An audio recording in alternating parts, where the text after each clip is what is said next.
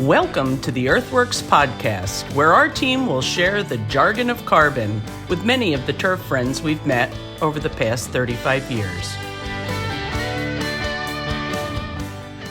Hello all, welcome to the podcast with Jack Higgins and Tim Falvey. Timmy. How's it going, Jack? Good, buddy. Good. This is your second time on the podcast, actually. This is, yeah. I believe we did it a couple years ago at the show out in Scottsdale. That was what a great venue for that show, right? That was awesome. That was my first time out there, and I can't wait to go back. That'll be next winter. Okay, well here, now, that was just like a 10-minute spot hanging there at the booth. Now we're on your golf course here, Inwood Country Club. Yep. Now tell everyone where we are exactly.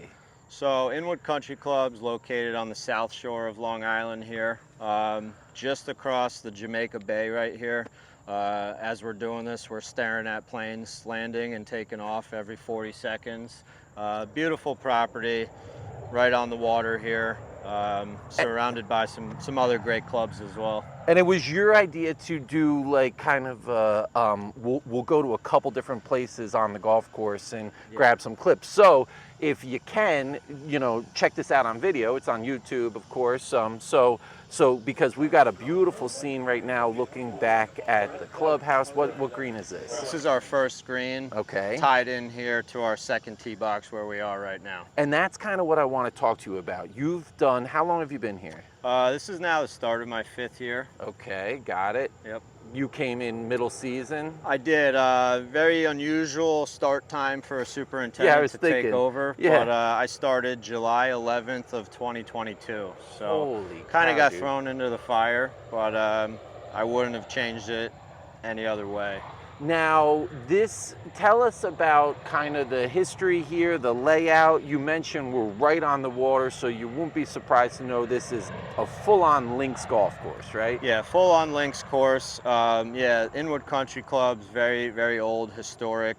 1901 was when the club had first initially built. A lot of history with a U.S. Open in 1923. Won by the legendary Bobby Jones. Oh, I didn't know that. Yeah, and then we also had a PGA Championship 1921, won by Walter Higgins. So some very cool history. Original clubhouse too. Original clubhouse. We've got a lot of that history in there. We have a little section of a Hall of Fame.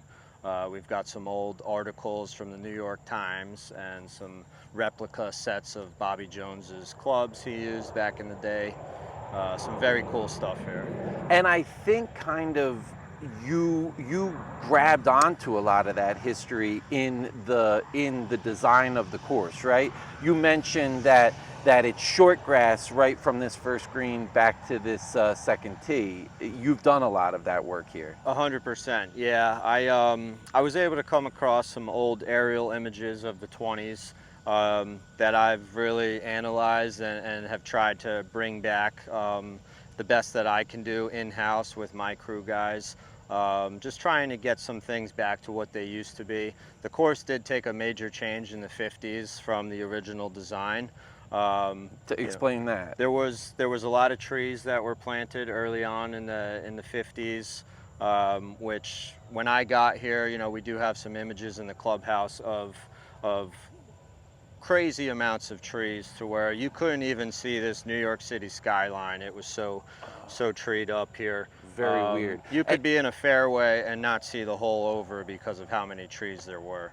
So that's been one of the things we've been trying to do with help of Hurricane Sandy about 12 years ago. That really took plenty of trees down. I mean, we can't really describe enough how much we are just like a foot above the salt marsh here. 100%. Yeah, you guys might get a view of that in a little while in some other locations on the course, but where we are standing right here is basically sea level on the second tee box. One of the big projects that they had done prior to me coming here was they had to berm up the entire perimeter of the course, get those berms to 8 feet above sea level because of the tides, which we deal with on a daily basis. Did you notice the very extreme tides last week? I did, yeah. Okay, yeah. me too, dude. Yeah, it's always that time of the year where you get the full moon, you get a high tide. Full or new? Full or new, and that was a new moon. It was a new moon That last was a new week. moon, so it was definitely... and it had that eclipse situation going on. It forced me to do a lot of reading on tides in the last 100%. week. I love this stuff. Yeah. So basically, because of the eclipse, the moon and the sun were so lined up together that their gravitational pulls were working together against 100%. that water. Yes. So so I don't know if did you deal with any damage or you were like basically your design holds up for the extreme tides. Yes, our design does hold up for a situation like that. We fortunately did not have any damage that last week, but as I was just telling Jack before we started, this tee box especially is definitely the lowest point. Okay.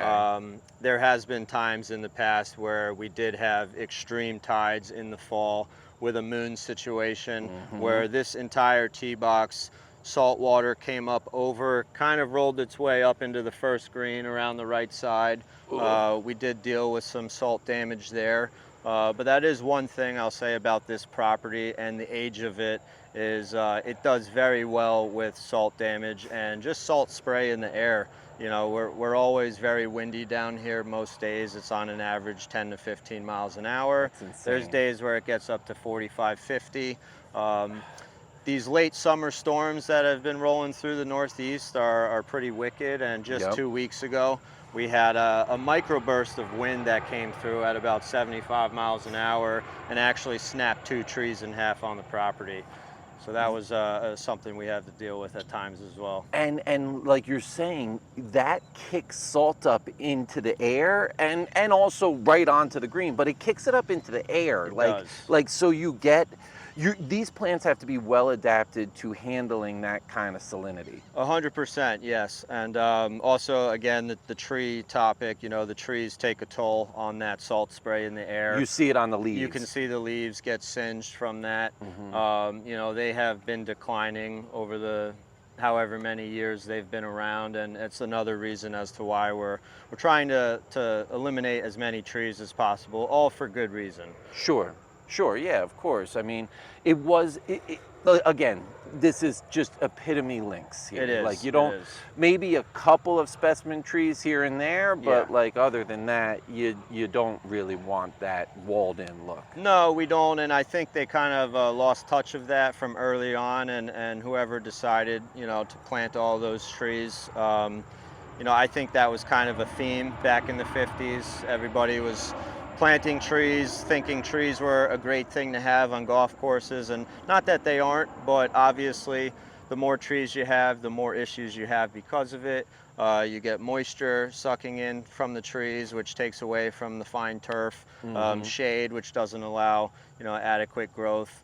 And again, this is a true links golf course. The back 9 side, when I got here, they always considered that a parkland style part of the golf course, which I had to argue about that is 100% links. It's just 5-6 holes side by side. One of the things we've been doing in-house is where we've eliminated trees, we are incorporating fescue. Give it that true links feel and look as well. Yeah, excellent. I mean, you have it here down on the water side because of just like the marsh around you. It's got that total kind of wispy look to it, but yeah, you need it on the other side. So as we move to the next location, I want to talk about your golf game, bro, because I know you're a player.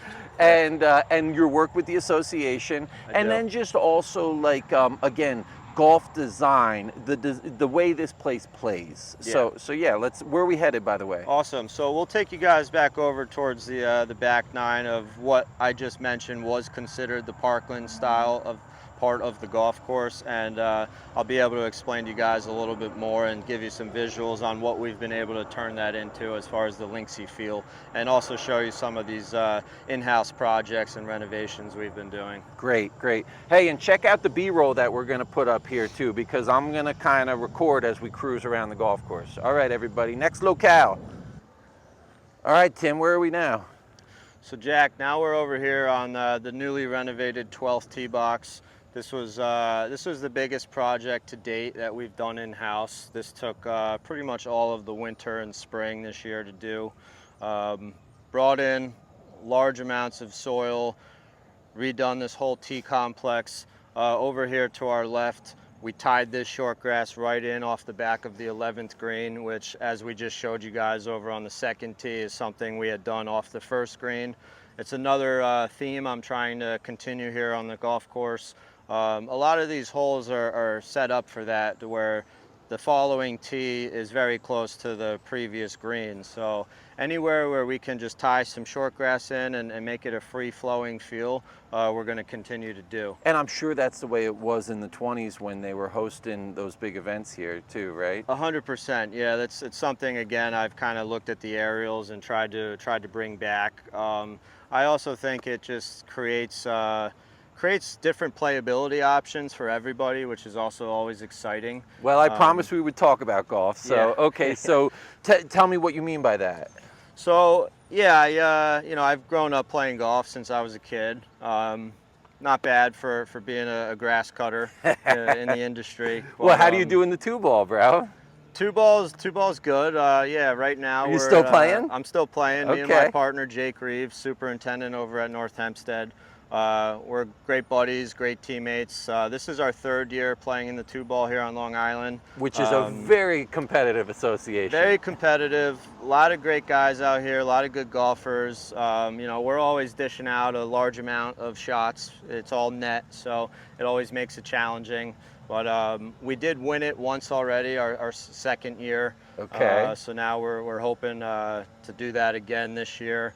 We are now in the quarterfinals, so we got to schedule our next match here within the next couple weeks. Against who?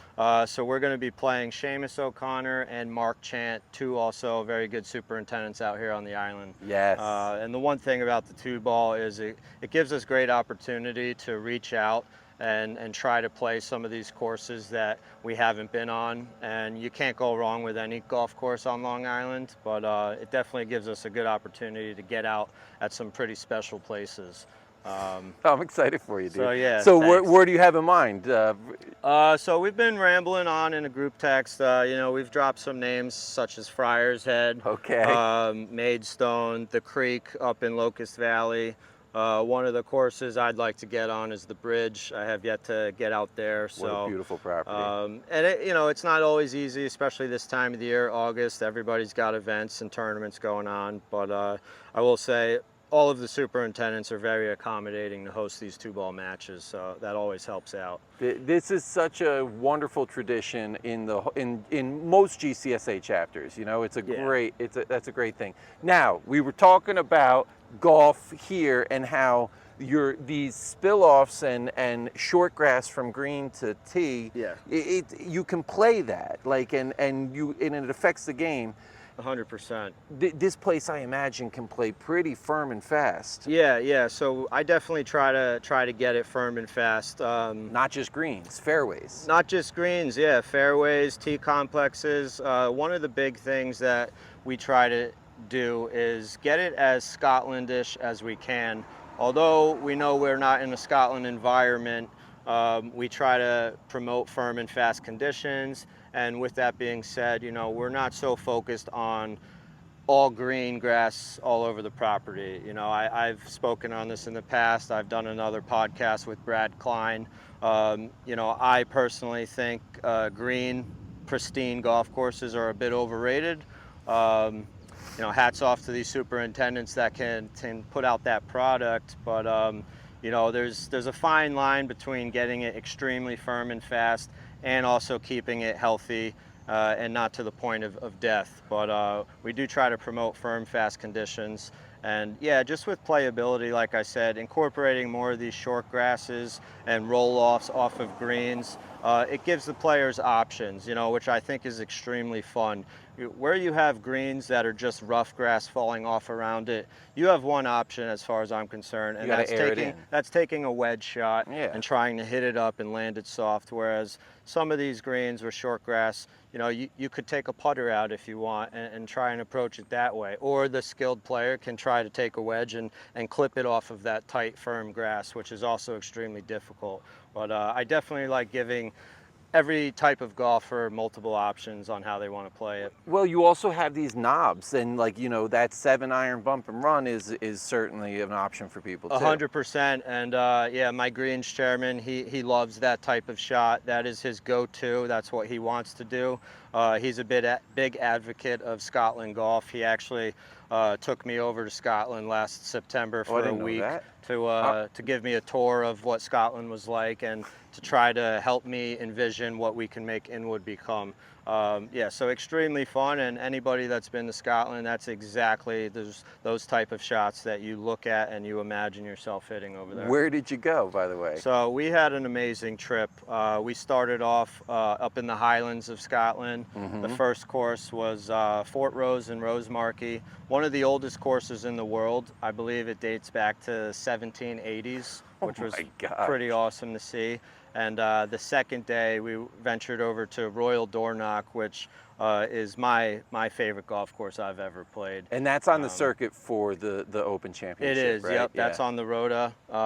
Phenomenal golf course. It was actually, it was like a spiritual experience. It was you're out there, you're taking in the views, the ocean breeze, and you're also thinking about the history of that place and how the game of golf originated over there. And the most amazing thing is how nothing really has changed too much. It's all pretty original from where it began, which is very cool. We also had ventured a couple other areas of Scotland. Two of my favorites was Brora and Nairn, right on the coast. Brora was unbelievable. They had cattle and sheep roaming the golf course freely. That's actually their cultural practice for maintaining fescue out there, is let those animals graze on it, which was awesome. Something I wish we could have here. But obviously right here in Queens, not practical in Queens, New York, but just awesome. And they actually had every green on the property was surrounded by electric fences just to keep those animals off the greens. So that was something you. Do you won't follow see anywhere. Speed Golf Rob, by the way? I don't. Oh, you got to look up Speed Golf Rob. Yeah, he lives in Ireland, I think, in Connacht. But like I've seen that before because the course that he plays on has got the fenced-in greens. Yeah, no, it was extremely cool. Something you don't see. And then a couple other courses we had stopped by was Royal Troon. I was able to play that, which was a great test of golf out there. Obviously, another British Open track. And then we also did Prestwick, Western Gales, which was phenomenal, and then Dundonald Links as well. So you didn't get to St. Andrews? We did not get to St. Andrews on this trip. That's for the next trip to come. Good. Yeah, that's a place, obviously, the home of golf. I'd love to see one day. I worked there. Did I? I told you that. Did you? No, dude. I was there 6 months in 07. That's awesome. From May to November. But anyway, that's great. You got to see that because like it's. I mean, that links land is very similar to this links land. Like that whole linking the land to the sea thing. You've got that. 100%, and that's one thing we've also talked about here at the club is that we feel like, you know, you can try to be a true links golf course, but if you're surrounded by trees around your property and you're not necessarily on coastal land, you're kind of missing out in that aspect. But right here we have that surrounded by the water and the ocean breeze, and it just gives you more of a true links feel. And it affects your agronomy, like you were kind of discussing. But let's talk specifically because you are bringing that Scottish style here. You're selecting turf types to kind of play for this. 100%, yeah. So one of the reasons we went over to Scotland also was to exactly that, look at the turf types that they have over there and how they manage them. Obviously, a lot of fescue over there.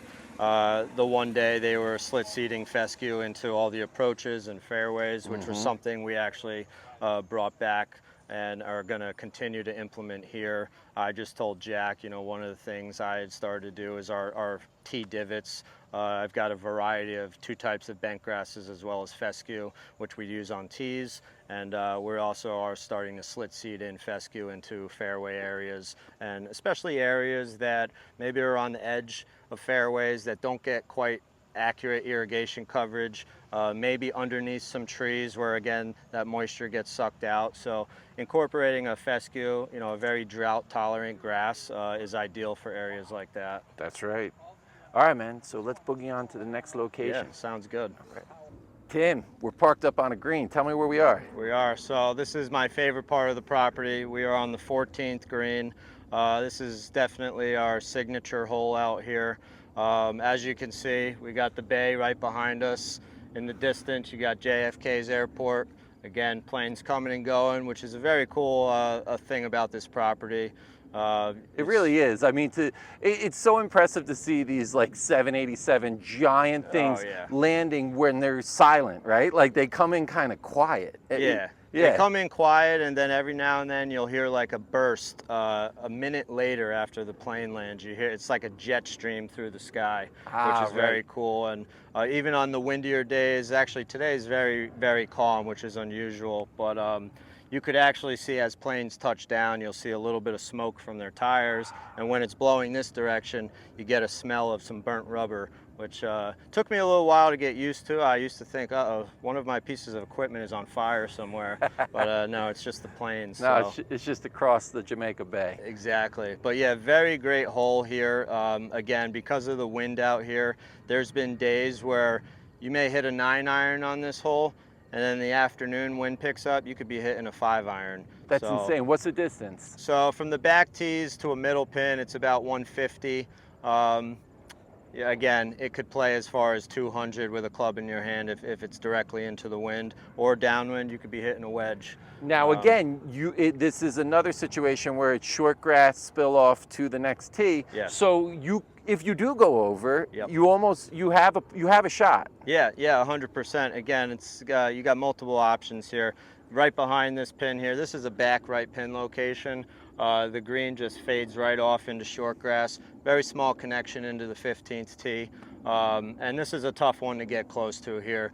Chances are it is going to hit, it's going to roll off the back. And then again, you got some options. You want to take the putter out, go for it. You want to try to clip a wedge, it's also another option. So let's talk about 2026. Yeah. How we're right now, it's like, second half of August. We're starting to feel the sun angle change, and things are kind of feel like we could talk about it in the past without being so in the weeds right now. But 100%. How was your year? Yeah, so obviously I think for everybody, 2026 has been a very challenging season. Every season seems to be different in its own way. This year started out extremely dry. Long Island especially, it was in a major drought. And now over the last couple weeks, the rain has seemed to be catching up with us, which is good, but also not good. Again, you got that August weather. We've got crazy humidity right now. Obviously, that brings all types of challenges such as disease, pressure. The humidity overnight here must be ridiculous. It is. It's been extremely nasty. Last week it was temperature-wise was 84 degrees here. Real feel was 102. So that just tells you how humid it is. You could feel it on your skin. I always relate the grass to what your skin feels like when people are asking me, green speeds this time of the year, things tend to get a little bit slower, the grass gets puffier. It's just like how your skin feels. We're out here right now and I feel a little slimy. That's right. And that's exactly how that grass is feeling as well. That's a really good analogy that I think a nice takeaway for everyone. Like that's just a nice way to explain it in lay person's terms. Like exactly. And it's those mornings, Saturday morning I was out here and it was very low humidity. It was low 70s and you could feel it. It almost felt crispier in the air. And we are leading into my favorite time of the year as far as probably most superintendents. Daylight is starting to set a lot earlier in the evenings. Nighttime temperatures are getting lower. So we're in recovery mode now, but as you mentioned, challenges of the season. One of the bigger issues we had this year at Inwood was it was on the Sunday of the US Open. My pump and motor in the pump house blew on me, which was extremely frustrating. Not something anybody ever wishes to have to deal with, but we basically went a good 10 days without irrigation out here. And as I told Jack, we did what we could. Obviously, greens are always #1 priority. It was at the point of we were filling up 5-gallon buckets, walking around greens, just pouring them on the driest spots we could see, and tried to do everything we could. So You had your sprayer out with water. we had the sprayer out. We were filling that up, taking that around the greens, trying to water greens. But you know, that was all off of a garden hose from our maintenance shop. So that was an extremely tough 10 days. We were fortunate to get rain 2 of those nights. It wasn't much, but it was enough to kind of keep some things at bay. But with that being said, we definitely lost some grass out here. I kind of just had to let the fairways and tees and some of these newer connection areas go, which was unfortunate. They definitely got banged up, and also because they were new, they were not matured. You know, some of this sod you get is thatchy, so it takes a season or 2 to work it down and do some cultural practices. But again, we are in recovery mode now. A lot of this grass here too, because of the age of it and some of these older bents we have, they're extremely strong, and they can withstand a lot of drought and harsh conditions. So they're creeping their way into some of these areas. And again, we've been slit seeding in some fescues, try to help out some of these drier areas. Well, I think you said you were so impressed with how well a lot of the strong grasses just went dormant and came right back. 100%. Yeah, it's one thing I have always heard about. I hadn't really ever seen, but yeah, after probably 4 or 5 days of no water when it was 90 degrees, the grasses out here actually did go dormant. You know, and anytime I've seen some dead turf, you know, it gets to be a dark, ugly brown, and then it turns black, and then that's when you know it's gone. A lot of these old bent varieties out here just kind of turned into a tannish and just shut themselves down. And then as soon as we got the system back up and running, you know, it bounced back like that. That's great. And, you know, I'll take the positive out of the negative is that we did eliminate some of these weaker strands of turf that we probably don't want to have out here. Sure. And it really showed the stronger varieties that were able to withstand that. And I know that you also said, like, you were able to show everyone, hey, we need some backups here. We need some protocols. We need some backups. We need tell us what you did. 100%, yeah. So the irrigation system here is old. It's on its way out. We're pushing almost 30 years now. So it's been something I've been talking about and trying to get a game plan for the future ahead. Just, you know, everybody's starting to update their infrastructure, which is huge. You know, I can't stress it enough how big, obviously, a reliable irrigation system is. That's everything. And you know, when something catastrophic like that happens, you know, it makes people realize how important those things are. But yeah, we've done a pretty good job, you know, recovering from that. Obviously, giving the turf some really good sprays, some fertilizer. EarthWorks definitely helping out. The C3 is phenomenal. You're a big C3 I'm fan. a huge proponent of C3. As Jack pulled in today, we were filling up some jugs for a fairway spray tomorrow morning. And yeah, you know, I'm a big believer in those kelp seaweed products, especially on a property like Gosh, this. it lends to this property so well. It really does. It helps with everything. It allows you to be able to dry it down, like, and make this place play the way it's supposed to. It does, yeah. I truly believe it helps promote firmness in drier conditions without that grass kind of, you know, croaking on you, which is really nice to see out here. And I'll always continue to use those types of products. So tell us more about what you have lined up work-wise for the winter time. And you know, and let us know how you get all this done. I don't know, construction companies, you have to line up contractors, like, what do you do here? So since I've started here, you know, I never really was into the construction project aspect of golf course maintenance, but it's something that I've really developed and have become pretty good at. As far as the help of my crew. So really everything as far as these renovations have gone in the last 4 seasons, we have done completely completely in-house with ourselves. I was able to get the club to purchase me a mini excavator, which has been a huge help. That thing has paid for itself in one season. So you've shaped all these kind of spill-offs? So you guys have shaped it? You're shaping it? Yep, I'm doing the shaping myself. I did 11 bunkers last fall, completely from scratch, reshaped them, resodded, new sand, drainage. It's one thing, I kind of have a creative background with some art back in the day in school. Oh, I didn't know that. Which Tim? really helps out my vision of things. I've always been very good at kind of seeing something or envisioning something and then being able to produce it, whether it's on paper or now out here in the field. Were you a drawer? Or? Yeah, I can draw. So a lot of the time, some of these ideas, I'll sit there on paper and I'll try to sketch some ideas out. And a lot of it comes just in the field too. I'll be starting to move piles of dirt around and looking at how it feels and looks. And I may not like it, I may love it. If I don't like it, I just, I start over again. And then it just kind of comes to you. Where we just were on the 12th tee, that took months of the winter and spring to do. And when I started, because it was such a big area, I really didn't know where to start or where to begin, how I wanted it to be. But after just getting in the skid steer and the excavator, moving some dirt around and really just a rough sketch, it started to come to me. And then obviously in the process of that, I do work very close with my greens chairman. He'll come out a couple times a week during these stages of projects. Yes. We'll look at things, we'll talk about it, we might tweak some stuff. But it's all been extremely satisfying and successful, and I know the membership's really happy with it all here. So. Well, okay, I want to bring up a couple things that you mentioned to me as we were cruising around.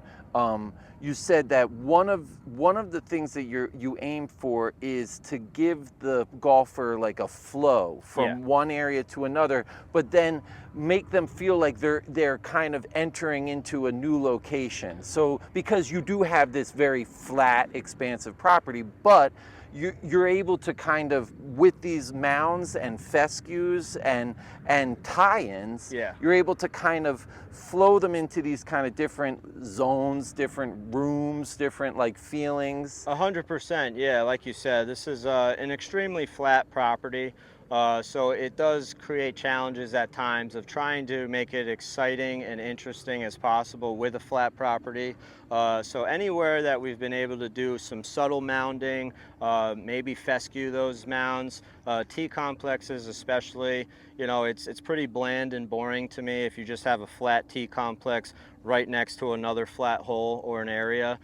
So it's really incorporating some of that moundy feel, which going to Scotland last year really helped my vision on going forward with these projects. And yeah, I want you to feel like you're secluded in an area and surrounded by a natural linksy feel rather than it just being a 2-inch cut regular rough grass. Well, when you as a golfer, and now I didn't know this, so that you're like a visual creative guy too, that you want to have, when you're on a tee, that's your hangout time. Exactly. Like that's the time where like it's kind of like chilling in a bar or chilling in a room, because you might be waiting for the group in the fairway, so you create these tee spaces where you kind of feel like you're private but open, but and you could hang. 100%, and the one thing I did with the 12th tee was, it's also about, especially for a tee complex and your tee shot, it's all about direction and aim point. Okay. If you just have a wide open flat tee area, a lot of the times a golfer isn't going to realize where they're necessarily lined up, and it could start you off for a bad start on a hole. Mm-hmm. So incorporating some of those mounds and sides that maybe it just bends in a little bit 10 yards in front of you, that's going to help direct your setup on that hole and really get you aligned in the spot that you need to be. Okay, so you pointed out a project for winter coming up. Yep. That's a tee complex with essentially 4 flat tee tops, yep, all kind of cascade in a row. Yep. Just not cascading because they're all on the same level. Yeah. Kind of boring, like Yeah, like you yeah. said. So tell us your plan for changing. Now you guys can all picture this. It's like 4 circular T-tops, 1, 2, 3, 4 Yep. back, men's, Yeah. senior, women's. 100%, Okay, yeah. so what's the plan for this winter? So the plan with that one is to incorporate the back 2 tees, which are closer together than the first 2 tees, incorporate that into one shortgrass area, even probably try to build it up a little bit, give you a little bit of a higher elevation feel looking down towards the 18th fairway, and then again incorporate some mounding around that with fescue, make you feel like you're secluded into an area, and then from those 2 back tees we will do a walk path through fescue into the forward 2 tees, which will connect those both together as well, and just really again make you feel like you're secluded, and also help your alignment on the tee shot. Yeah, that's huge. Yeah. Oh, I didn't realize when you pointed that out that was 18. Yeah, so that was 18, and then one of the bigger projects we have this fall is we are redoing our entire 5th hole. One of the cool aspects of this golf course is the design and layout. So it's extremely unique in that the front 9 starts off 2 par 4s in a row, followed by 3 par 5s in a row, followed by 2 par 3s after that, which is something I have yet to see or find out about anywhere else in the world. Oh, that's I know there's some interesting. places that have 2 par 5s, never heard of 3. So the 5th hole is the 3rd of the 3. We're completely blowing that entire hole up. Going to be doing bunkers, the green, eliminating some trees, incorporating some more fescue, and also drainage into that hole as well, which we actually did just bring on a new architect for the club who has given us some drawings of that hole. Love it. And that is Martin Ebert from Mackenzie and Ebert. They are located over in England. They've done a lot of work on those British Open courses. They had just renovated Royal Birkdale prior to this year's British Open. So we're looking forward to that and working with Martin. That sounds exciting, dude. Yeah, Yeah. you got a lot of good stuff going on here.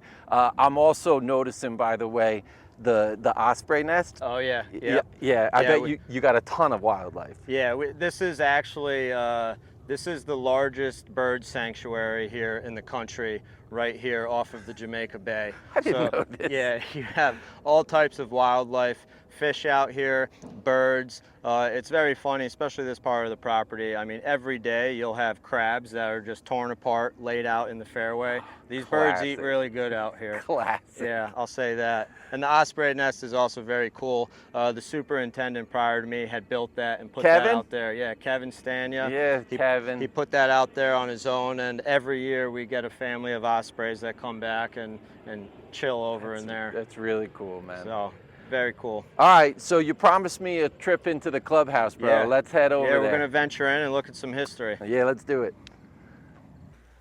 Tim, you took me into the clubhouse here. And now tell us, because everyone's arriving at the golf course now. Yeah. So what is this event today? So today, this is actually now the 2nd year we're doing this. We are hosting the New York Fire Department against the New York Police Department. So 1 o'clock shotgun outing going out here. Going to be a battle of the two. Yeah. Yeah, last year again we hosted that for the first time. What do they call it? Your guy outside? It's the Centennial Cup. The Centennial Cup. Centennial Cup. So this is something we're probably going to continue to keep going forward. Last year actually we had split up. It's quite a large group of 144 players. Last year we hosted half of the field. The other half played Bethpage Black. But this year we've got the whole field here at Inwood, which we're happy to host and have them. Down here on the first tee, you got the fire department setting up all the American flags. Yeah, so, let's have a look here. Yeah, take a look at that. Hold on. Pull everyone down there. Yep, there they are. Very cool. You get a view of that airport back there. Yeah, what a place at Inwood. All right, cool. So, yeah, I also took some B-roll. You got a beautiful portrait of Bobby Jones over the mantle of the fireplace, right? Oh yeah, beautiful painting of Bobby up there.